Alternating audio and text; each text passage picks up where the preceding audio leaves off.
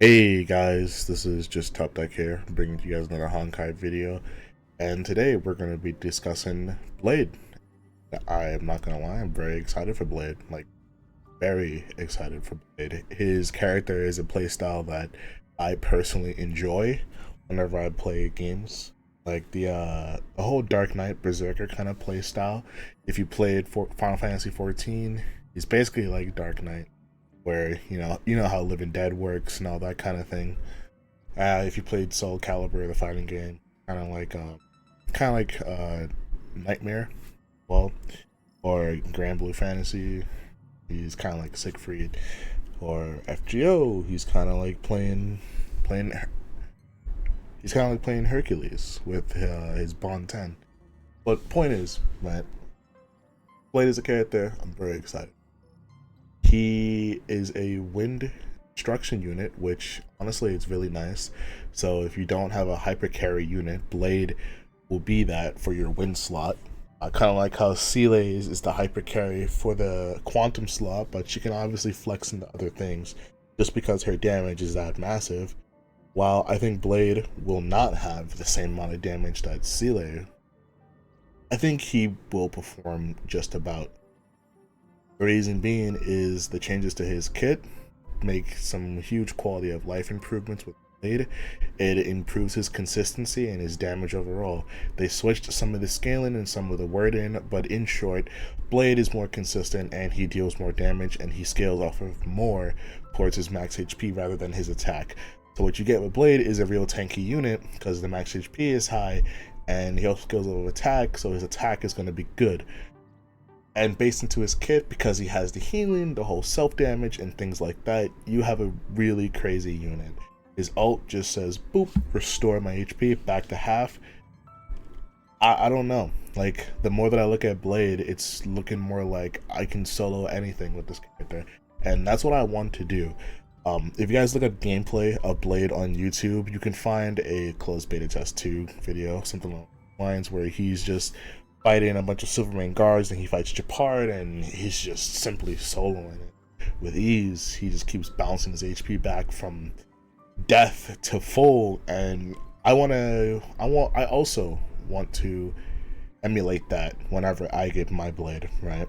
And I plan to do a bunch of solo videos with Blade because I honestly think he's a real fun character that you can just say, go ahead, just simply kill, right?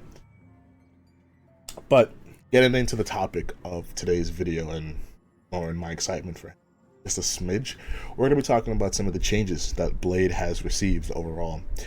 And as I stated, quality of life, damage, who doesn't want that? It looks really good for Blade so far. They're really trying to sell him, which honestly I'm glad that they are, because looking at the previous changes to what we have now, these are really good changes for him. And they've been doing that a lot with the characters that are coming out, the 5 stars at least, from their closed beta test to the official release. They're making them stronger, or they're toning them down just a smidge in the case of Silverwolf.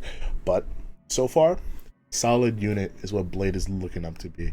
This is the same thing with Kafka. This video is about Blade. Don't worry, strictly Blade.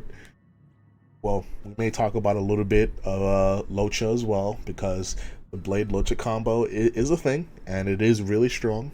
But let's get into Blade's kit, shall we? Let's start off with his skill changes to Hellscape, right? So in the original 1.2 data mine, and remember, everything in these videos are always subject to change to the official release of the character, but so far these seem to be quite reliable information, considering the Silverwolf nerfs were also data mined. They were true when they came out. So let's see what we have here for Blade. Skill, Hellscape. On the original, it says, you consume HP equal to 30% of Blade's max HP to enter Hellscape. When Hellscape is active, his skill cannot be used, increases his damage dealt by, right? And the only real change here is the fact that they added in how much it actually changes, and we know that it's 40% now, so increases his damage dealt by 40% and enhances his basic attack, Shard Sword, to Forest of Swords for 3 turns. Now if Blade current HP is insufficient, his HP will reduce to 1 after using this skill. This skill does not regenerate energy. Using this skill does not end the turn. So that last sentence, what that means is all it does is if you use the skill, it advances his action back to 100%, meaning he just takes his turn again. That's basically it. The skill does not regenerate energy. What that means is you don't gain energy for casting the skill, right? Now, the 40% damage buff is massive. I was thinking it was going to be like 30, maybe 25, and it scales upward, but 40, ooh, that's massive. 40 is massive, right? Like, that is a really strong buff for Blade. Because with Hellscape active, he just gains 40% extra damage flat, right? And I'm going to assume this is the damage part that scales up as well. Hopefully it is, because if it does, with Hellscape active, and if you get to trigger his talent, that talent damage gets boosted by 40%, and also his ult gets boosted by 40%. So Hellscape is looking to be a really good move. If you can line it up where his talent triggers and his ult, ooh, it's so much damage. That's a lot of damage, folks. That's really good. That's really good. Let's just hope that the secondary part allows him to scale. If I was to guess, it would be the first part. It's the only part that's going to scale. But even if this remains at 40, it's still going to be good. If I was to guess where it was going to cap, I would say this 40% would probably cap at 60. Because I think pushing it to 70 is a little bit too high, but I'm pretty sure this is going to cap at 60. And you know what? Speaking of his talent, let's actually go on to his talent, because his talent also got a pretty significant change here. So in the original for his talent, Shuhu's Gift, right? Every time he takes damage, Blade gains 1 charge stacks for 3 turns, stacking up to 5 times. When the maximum charge stacks is reached, consume all charges and immediately unleash a follow-up attack on all enemies, dealing 21% of Blade's attack plus 54% of the HP lost while stacking charges as wind. Then restore Blade's HP by 30% of his max HP. That was the old one, right? Now, for the new passive that we got, right? When his HP is lowered, he gains 1 stack of charge for 3 turns, stacking up to 5 times. When the maximum stack he gains for each attack is 1. When the maximum charge stack is reached, immediately unleashes a follow-up attack on all enemies, dealing wind damage equal to 22% plus 55% of Blade's max HP. Then restore Blade's HP by 25% of his max HP. All charges are consumed upon unleashing the follow-up attack. Now, the significant change here is the sentence where it's the HP loss while stacking, right? Because before, Blade would have had to take damage in order to unleash the follow-up. And I'm not gonna lie, it was really cool before, right? It sounded really cool. It was a real badass thing. He just continuously takes damage, tanks it, and then unleashes Shuhu's Gift to just dish out massive damage to everything and then heal on top of that. Granted, I know why they changed it. You have more control of it now. It's more consistent. It's a huge consistency change, because before, Blade doesn't really have that much way to draw aggro.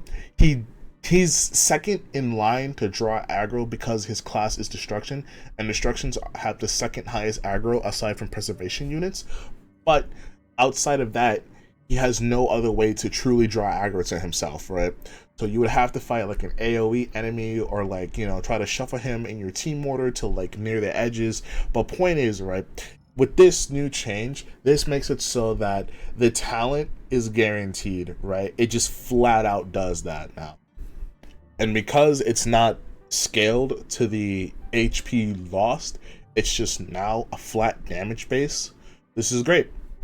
we have more HP to be gained and more overall damage to be gained. Now, from what I know, it seems like the HP value is lowered, right? Because before it was 30, now it's 25. But overall, we gain more damage and more consistency. So that's always a good thing with these sorts of changes. Let's take a look at his ultimate, right?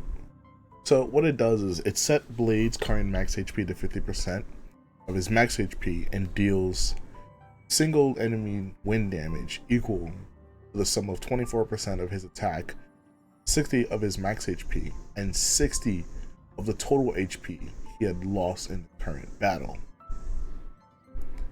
At the same time, deal wind damage to adjacent targets equal to 12% of his attack, 30% of his max HP, and 30% of the HP lost in battle.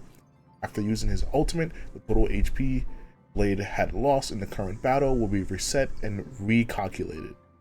This lost HP is capped at 90% of his max HP. So, what changed with his ult? As the text outlines right here, the ult base scaling has definitely decreased. Because over here the numbers are way higher, right? Because you see it's like 72, 28, 14, 36. Over here the scaling dropped, right? And he no longer gains bonus damage based on how much damage Blade has taken since his last ult. And that's fine, to be honest with you. The change to his ult is perfectly fine in my opinion. So what does his ult do? Death Sentence. So it sets Blade's current max HP to 50% of his max HP, and then he'll deal damage with wind equal to 24% of his attack, 60 of his max HP, and 60 of the total HP that he had lost in the current battle. Now, at the same time, he'll also deal wind damage to adjacent enemies of that target equal to 12% of his attack, 30 of his max HP, and 30 of the HP lost in the current battle. And after using his ultimate, the total HP Blade had lost in the current battle will be reset and recalculated. So that damage scaling that we get for the HP loss gets reset. Now, the HP value is capped at 90% of his max HP. So, what does this mean, right? What did we get from the previous ult to now? As the green text here outlines, the base scaling has been decreased, and that is definitely true. Because the numbers over here shows like 28, 72, 14, 36, and over here the numbers are, of course, way smaller than that, right? But the trade-off that we got was he now gains bonus damage based on how much damage he has taken since his last ult. So, what does this mean overall? Blade essentially got a huge damage buff, right? Yes, his scaling got decreased, but in conjunction with Hellscape and everything else, him continuously getting damage is a positive thing now, right? They are adding on to Blade's gimmick of wanting to be damaged and taking damage and pushing that, and it's given us an incentive to want to actually use him. Because before it was like, it was too much of a risk for so little reward now. But because they are fixing the scaling and giving us extra passives like this right here, it makes Blade much more worth it to actually play. Because you are always going to be taking damage from Blade, and you always are going to be using his ult when you're like damn near death to reset his HP value. So having both of these trigger is a good thing. In terms of short-term battles and long-term battles, I would argue that you would want to have Blade in a longer battle where he can excel more, right? I think that is the only downside of Blade that I see right now, where in shorter battles, yeah, you can run Blade, right? But how often is he really going to be getting hit? That is the stipulation with Blade, right? In longer battles, he shines, right? He's a very high endurance character who dishes out a lot of damage in return. But he needs that time, right? That is the only thing with Blade. And honestly, I think that would be a deciding factor for people. One of the deciding factors, I would say, because While Blade is a fantastic hypercarry unit, and I feel like everybody should have a hypercarry unit, if you missed out on getting Seele, right, then Blade will be a good damage boost to your account. If you have Sushang and you have an invested Sushang, I would still argue, okay, you can definitely pick up Blade as well, because having a 5-star hypercarry is better than a 4-star hypercarry. However, if your Sushang is heavily invested in, then you can skip Blade. But at some point, you should pick up another hypercarry unit for your account. Into that, let's look at his talents his traces real quick. So if you look at his first trace, Cyclone of Destruction, right? It got a 5% damage increase, which is nice. We just have more damage, right? If you look at Never Ending Deaths, his healing was halved unless your max HP is less than 400. So they are really playing into the fact that you have to be really, really close to death's door. Because in the original, it says, when Blade hits an enemy with Weakness Break using Forest of Swords, which is the enhanced version of his basic attack, right, he restores HP by 10% of max HP plus 80. Now it says when Blade hits an enemy with Weakness Break using Forest of Swords, he restores HP by 5% of his max HP plus 100, right? So yes, the healing is halved. Healing is lower, but your HP needs to be lower in order for you to really gain that huge effectiveness into healing, which is not that bad, honestly, because it will most likely kick in when you start to panic and your anxiety gets really high. You're like, oh my god, he's gonna die, and then you remember Shushu's gift kicked in and it's just a chunk of healing. It's like, oh my god, thank god. Right? Then for his next trace, Endless Lifespan, that one has remained unchanged. So that one does when Blade HP, his current HP that is 50% of his max HP or lower, increases his healing by 20%. That's his traces. Pretty good. They're pretty good. Once again, all his traces play into his kit. And in terms of his light cone actually got some changes now, which is really nice. As it says, his light cone got reworked and it now has crit rate. So what it does now is it increases the wearer's crit rate by 18% and increases their max HP by 18% as well. When the wearer is attacked or consumes their own HP, their damage increases by 24%, of which the effect is removed after the wearer uses an attack. Now, compared to the old Lycone, right, he gained crit rate, right, the 18% crit rate, but he also gained 2% towards the max HP, but the damage got decreased by 6%, which is fine. It's fine. The extra crit rate and a little bit of extra damage from the max HP, we'll take that. We'll definitely take that as a return. Because having the extra crit rate is not a bad thing. Not a bad thing at all. It's great. Great.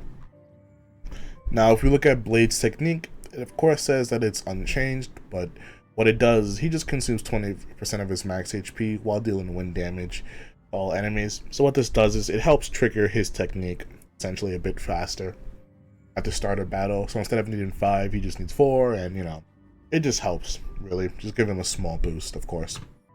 Now lastly, if we take a look at his Eidolons, Blade did receive some Eidolon changes, right? Even more than the ones that you see here. The most notable for Blade Eidolon changes is his change to his Eidolon 2, where instead of it being a 20% increase to damage, it's now 30% increase to damage, right? So the other change is that it no longer stacks, right? But the bigger baseline buff. The bigger baseline buff is obviously the 30%, as we got the trade-off, in which when Blade is in Hellscape and his current HP is restored, his next damage increases by that amount, right? That's perfectly fine. Because, of course, the more damage that we have, the better it is overall. Losing the fact that it stacks is fine, because remember, whenever he takes more damage or he deals damage, it then continues with the stack. Having that small loss in consistency for a bit more damage in regards to this is pretty alright in terms of the trade-off that we are getting. Now, for his Eidolon 4, the ult will deal increased damage to a selected enemy equal to 100% of the total HP lost by Blade in this battle. This total HP loss caps at 90% of Blade's max HP, and it will reset every time he casts his ult, right? Now, doesn't this sound familiar? Where did we see this? Did we see this? In his ult, right? So what the E4 does is just increases his ult damage even further. And this amount, oh baby, Blade will deal numbers with Eidolons. He will continue to just deal numbers with Eidolons. Because even when you look at his E6, he just got a 20% increase. It went from 30% to 50% in terms of damage. It is a bit crazy. It's so crazy how much damage he can deal now at E6. Like, it's wild to me that they said, hey, here's an extra 20% damage, right?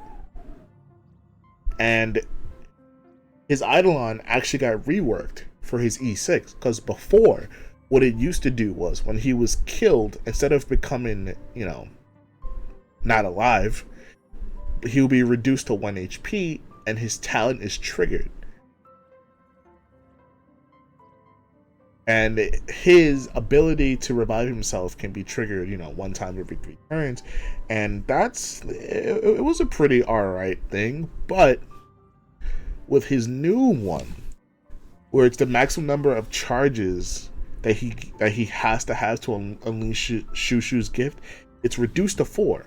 And the damage of the follow-up attack triggered by Blade additionally increases by what is now 50%.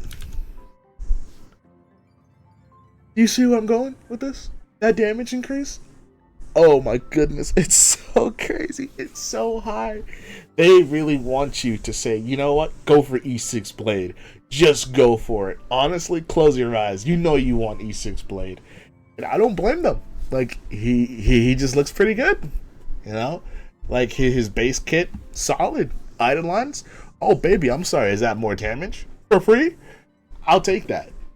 Like, that's definitely something where I can't beat that. More damage? Trust me, I definitely want that. Is it needed? Not really. It's not really needed, you know? And that's one thing I'm starting to realize with a lot of these 5 stars. They've been switching around their Eidolons and switching around their traces so that they are more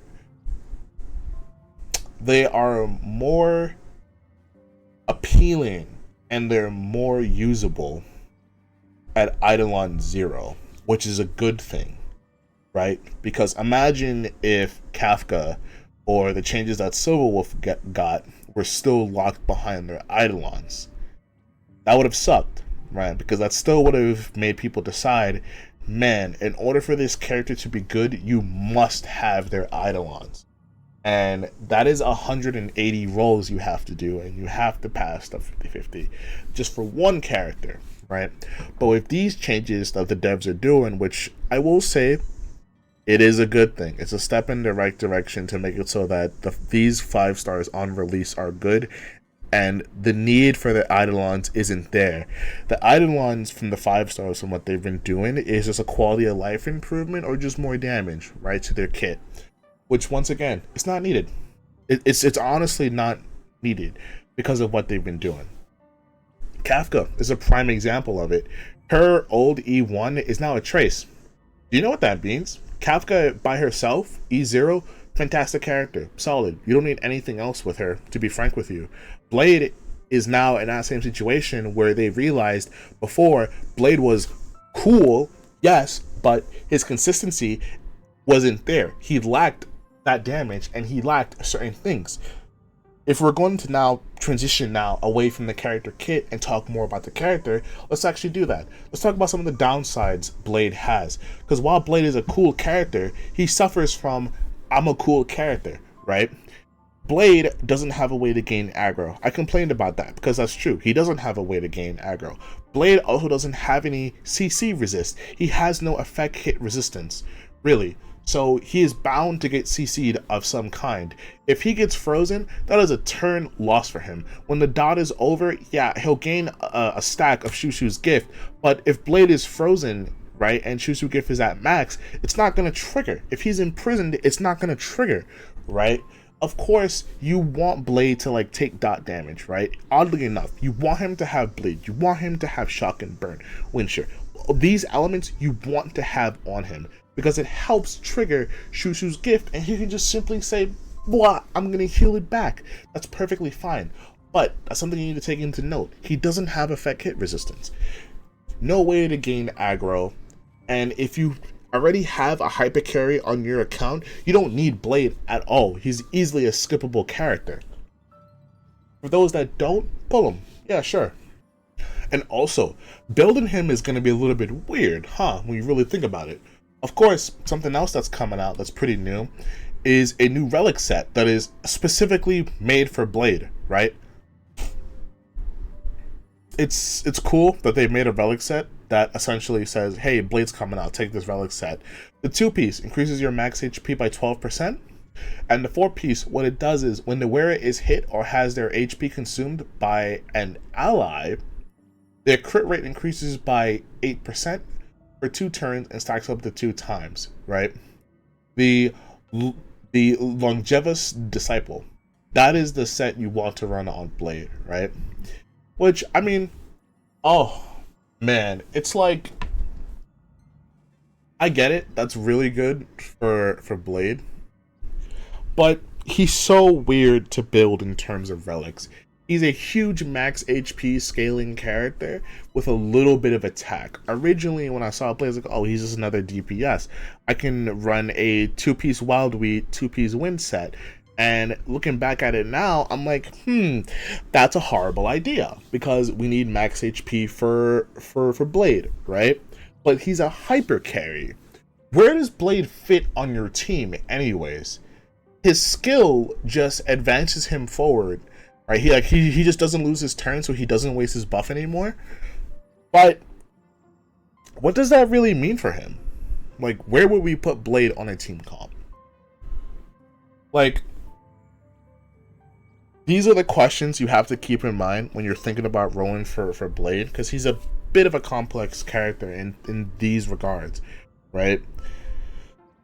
He's not easy. In terms of relic sets, I would definitely test out this one, the one that's specifically made for him, because the 12% max HP is nice, and when he's hit, it's a secondary sentence, has their HP consumed by an ally. I want to say that this sentence right here isn't a hard stipulation, and it can be translated into when his HP is consumed overall, and by an ally can also include himself. So if that's the case, this is the perfect set for him. His crit rate increases by 16%, right? And then with his light cone, the 18, you see where I'm going, 32. It's really nice, right? If that's the case, sure, just slap this on Blade, close your eyes. Do you want to run Break on Blade? No, not really. You wouldn't want to run Break on Blade because he's not that type of character. Would you want to run the like max HP set, which is the healing one? The 2 pieces increases your max HP, but we're already getting this from this 2-piece set. For the planar sets, there's the one that also increases your max HP. You could run that on Blade. Yeah, sure, that works out just fine.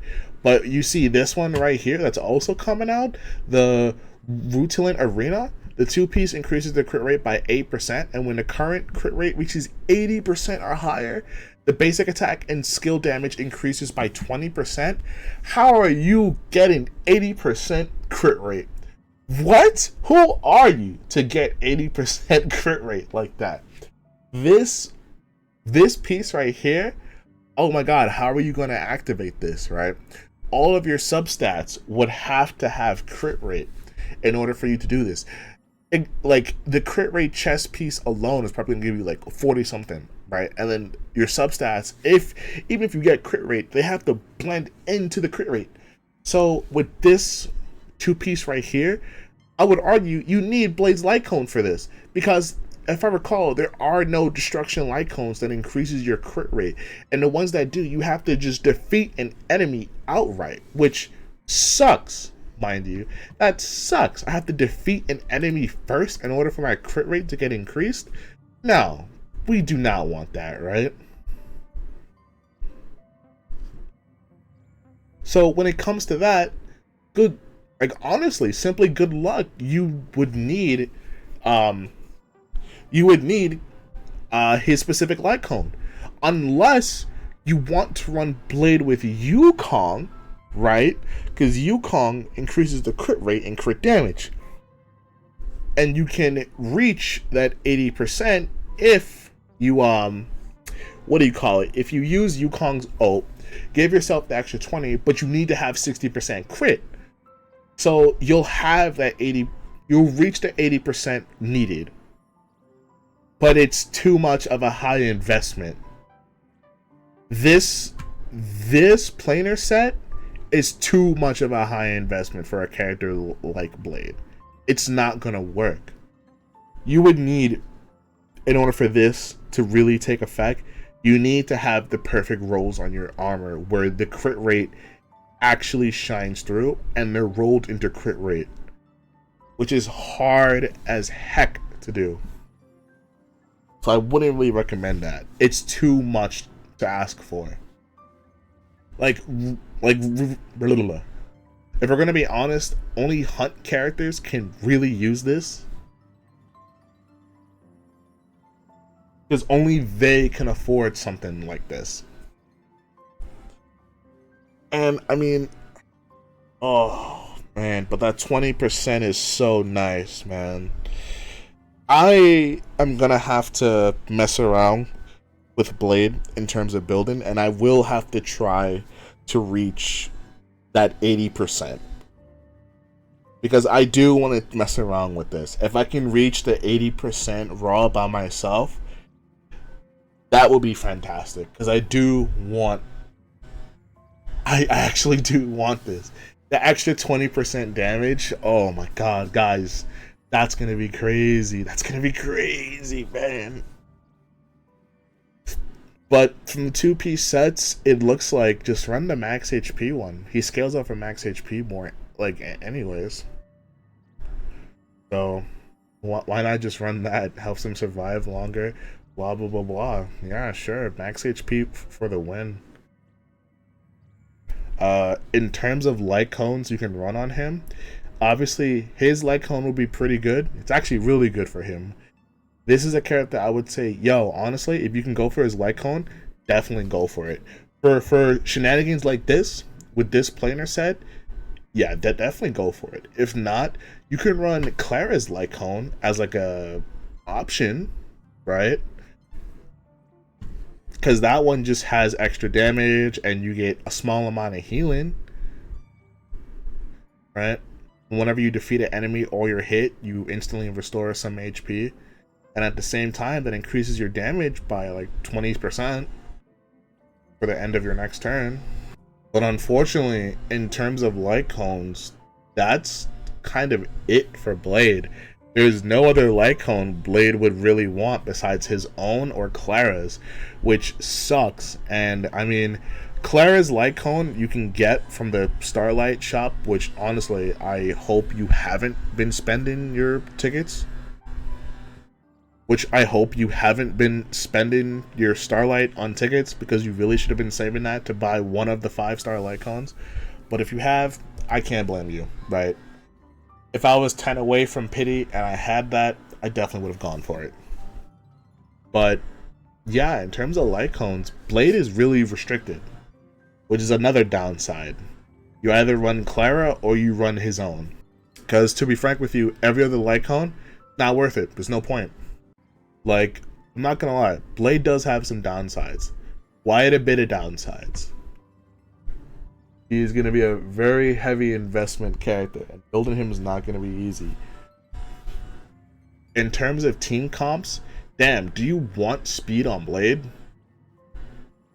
If I'm really stopping to think about it, does speed matter on a character like Blade? Because getting hit and not really having that secondary turn is honestly perfectly fine, right? We're gonna do a small little theory crafting right here. Blade, right? What does he want to do? Get hit, use his skill. His skill lasts for a while, and Shushu's gift is honestly an automatic thing as long as he's getting hit. So it will simply just happen. Do we care about speed on Blade, right? Let's actually go to Honkai real quick. Let's go to the synth settings and see. Let's take a look at a boot real quick. What can you get on a boot? You can get HP, defense, attack, and speed, right? I don't think you want speed on Blade. I don't see a point in running speed on him, if I'm gonna be honest with you. I would argue for an HP boot or an attack boot.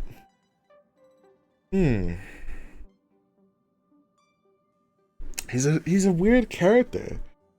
Like, on a team, what position would Blade even have on a team? What team would you slot Blade in, right? I argue he's a good solo character, so you can say, screw it, I'll just put Blade by himself, which is the optimal way to do it. But if you want to put Blade on a team, you would kind of run a team where he's the hyper carry. So you would treat him like you're running Seele, right? So you would want Blade to go second. Let's say you have Bronya, whatever. Let's do the same Bronya example. You want him to go first. Sorry. So you would pop Blade, right? You would use his skill. You would then attack. You then use Bronya. Bronya brings him back up. You then attack with Blade again. And what? After that, you can run like Ting Yun, I guess. Buff Blade. Like you kind of see where I'm going, where it's like, where does Blade fit? Because he's a hyper carry. In terms of team comps, what do you do with him? What team can you really run with Blade? Honestly, thinking about it, if I'm really stopping to think about it, I can run Blade. Like, if I was to have fun and just simply just mess around while thinking about it, I can run Blade kind of like how it's a setup in Fate Grand Order, right? Where if you want to run a solo character in that game, you can't really just run it with the one unit. You can run plugins, right? There's units that let you switch out or target a character that kills them, and then it brings in your back row unit, because you only have 3 characters on the team, but you can have like 6. You can have 3 characters on the field at max, but you can have 6 on a team. So you have 1 character, suicide, and suicide to bring in your damaging character, and blah, blah, blah, blah. So, if I was to think about it like that, in a real weird and loose kind of answer, I guess I would run a team of Ting Yun, Yukong, and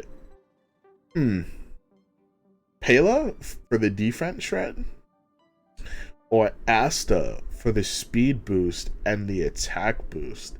It's gonna be temporary, but it's still something, right? I guess Asta, actually, yeah, to just make him stronger.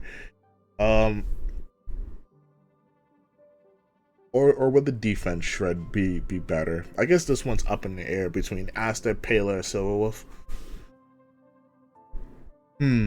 But yeah, I would run Yukong, Ting Yun, and let's just say Asta for now, with Blade. And the sole purpose is just to buff the crap out of Blade. The other characters dying does not matter, to be honest with you. They have served their role if Blade has gotten buffed. And by the time then, the enemy would have The enemy would have taken a lot of damage already, and Blade can just do his job there. That is one way to do it. It is the most unoptimal sub thing that you can do, but baby, that's just what I'm about. If we were to build an actual team with Blade, it's like he doesn't need a healer. That's the thing. It's a real weird thing. He doesn't need a healer at all. He also doesn't need a shielder at all because he heals from his talent, and his ult resets his HP to 50%. So if anything happens, it really doesn't matter. I'm good. I can always bounce back from it. So it's like, damn. If we were to put him on the team, you can run him with March, right? March will then slap her shield on him. He then gains aggro. The enemies keep attacking him. That's a way to help him gain aggro. Blade and March go hand in hand, kind of like that. But honestly, there's not much for Blade. Like Blade and Silverwolf, yeah, for the defense shred and change the enemy to have a wind weakness, that's a good thing. But what else is there for Blade? Blade and Locha, right? I mentioned that very briefly. Blade and Locha, what does that do? Locha and Blade, right? Locha has a AoE heal that depends on you just dealing damage. You're always dealing damage with Blade. You're always dealing damage with Locha. Locha is there as a damaging healer. With these two, you essentially have an immortal comp where you won't die. Nothing happens except enemies just take more damage, right? Blade is always going to be healed. Locha is there. It's a funny thing with having Locha and Blade, but it's a really strong comp. If I'm going to be completely honest with you, it's really strong. Because with Locha, he can remove a buff. He then deals damage with his ult. He then gains stacks. And if the enemy's HP, not the enemy, if your HP drops below, he automatically uses a skill point to like heal up the character, which will be Blade in this instance. So it's like you never have to really stop to think, oh crap, I need to heal Blade. Now you can just keep on going and going and going. It doesn't matter. Then again, it can only be triggered every 2 turns, but it's like, who cares? It's like, who cares? He just deals damage. Oh man, it's these two are so good together, man. They're so good. They're so good together, man. You can honestly run those two as a team, Locha and Blade, and you can ignore type advantage and just say, yeah, I can just grind this out. It doesn't matter. Even if Locha was to unfortunately die, then Blade becomes the primary target for their damage. So Blade just triggers Shushu's gift even faster. Like, whatever, honestly. I guess another team comp would be... No. Honestly, no, I can't think of anything else. I'm gonna sit here and just look at their roster. There's honestly not much that Blade can really fit into.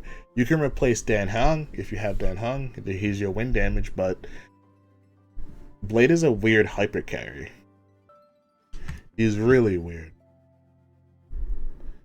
And I would argue he definitely needs more experimentation to flush him out. And that's what I plan to do. But I have to thank you guys all for watching today's video about Blade. I know I said some negative things about him, and he kind of seems useless, but he still is a character that I'm very excited for, and I will be pulling for him because I want to make solo content with Blade where he just says type advantage isn't real. It never was, buddy, and we just dish out damage and have fun. But Blade is definitely not a must-have. He's very debatable, right? But I argue if you don't have a hyper carry, pick up Blade, because you need a hyper carry on your account. If you miss Seeley, sucks, pick him up. If you have a really strong built Sushang, then that can hold you over, but you still need to get another carry. They're always good to have. But yeah. Comment down below how you guys feel about Blade, because as you guys can tell by the closing thoughts that I had, I'm still a little bit shaky about Blade. I will roll for him because he's cool, but in terms of team comp and usage, I definitely need to flesh that out and think about it more, because what does Blade do? What does he offer? I'm just rolling for him because he's cool. I'm gonna be honest with you. I like him. He's cool. He says slash, Blade shatters. That's it for me, baby. That's all I need. Alright. But tell me how you guys feel about him below. Don't forget to like, comment, subscribe, and stay tuned for more Honkai content. Alright? Thank you guys for watching, and have a good day. Talk to you later.